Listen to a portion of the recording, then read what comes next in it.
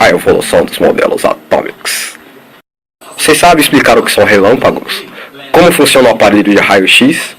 Como é feita uma projeção numa imagem de TV de tubo? As várias cores de fogos de artifício é hoje no Globo Repórter.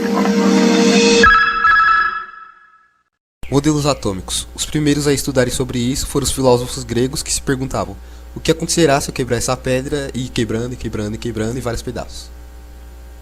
Então surgiu Demócrito e seu mestre Leucipo. Mestre Leleu, fala doido! Sabia que tudo é ligado e tudo que existe é composto por elementos indivisíveis chamados átomos? Átomos do grego, indivisível. Então Aristóteles, um dos maiores filósofos da Grécia, diz: Aê jovem, a matéria é infinitamente divisível e contínua, sendo formada por quatro elementos: terra, ar, fogo, água. Tales de Mileto observou um fenômeno interessante. Alguns materiais, quando atritados ou quando sofrem atritos, atraem uns aos outros. Surgiu então um termo que ficou bastante conhecido e até hoje é conhecido como eletricidade. Dalton foi um cidadão que fez a química progredir muito. Toda matéria é composta por átomos indivisíveis, que não podem ser criados nem destruídos. Modelo bola de bilhar.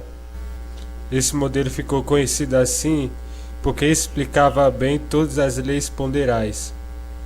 Duvidando do modelo atômico proposto por Dalton, e doido para descobrir o princípio da eletricidade, observada lá por Thales.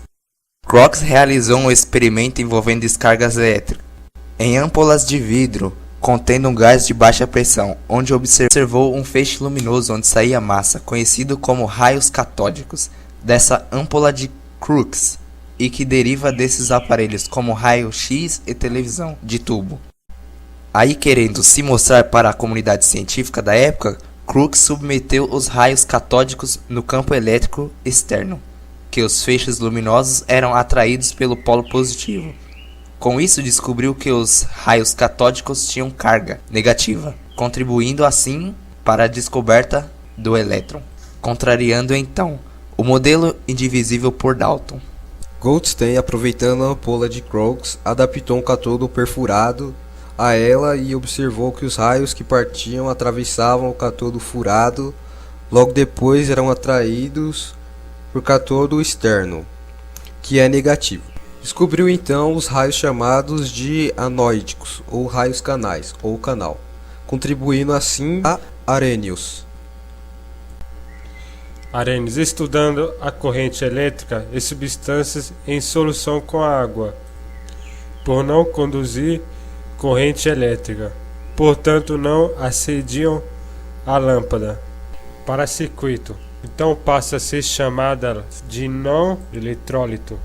Já nas outras substâncias, que é o sal de cozinha em solução com a água, conduziam corrente elétrica no circuito, então passou a ser chamada de eletrólitos, afirmando que a seres dissolvidos em água formava íons, e as partículas de massa positiva chamadas de cátions, com carga negativas chamadas de ânions.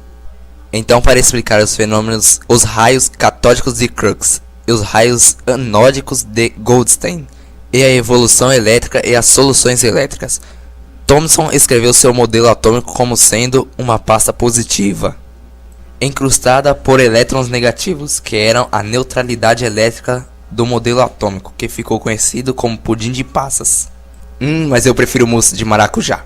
Com seu modelo pode-se admitir realmente diversibilidade do átomo, e ao conhecer a natureza elétrica da matéria, além de explicar como a primeira corrente elétrica, o fluxo ordenado de elétrons, segunda descarga elétrica na âmpola de Crookes, terceira formação de íons analisada por Arrhenius, e guardo a eletrização por atrito feito por Thales.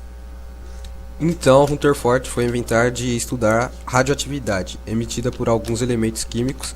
Descobriu que quando essas emissões de radioatividade do campo elétrico, elas eram submetidas por três partículas beta, seriam negativas porque elas eram atraídas pelos polos positivos, porque sofriam desvios, e também tinha as partículas alfa. Seriam partículas porque elas eram atraídas pelos polos negativos e eram mais pesadas porque sofriam um leve desvio, e as partículas gamas que não sofriam desvio, que não possuíam massa. Bom, naquela época não existia phase, o que eles iam fazer? Estudar.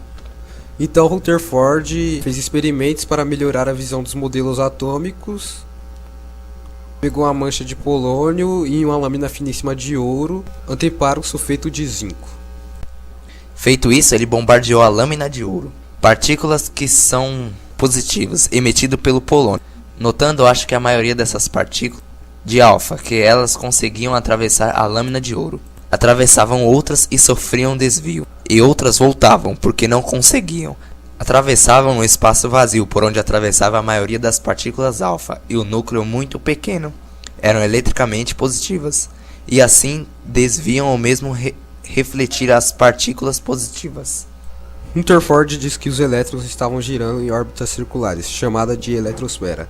Eletrosfera é a região onde os elétrons estão se movimentando. Esse modelo é parecido com o nosso sistema solar. Chadwick provou que além de prótons que têm carga positivas, existem prótons sem carga nenhuma, chamados de nêutrons, e formam o núcleo. Portanto, temos os que possuem as seguintes partículas do núcleo, que são os prótons e núcleos. Já no eletrosfera temos os elétrons. Conclusão: se não fosse esse bando de marmanjo barbado com nome estranho, a gente não teria hoje TV de LCD, micro-ondas, raio-x e etc. Televisão a cabo! Isso não vai dar certo.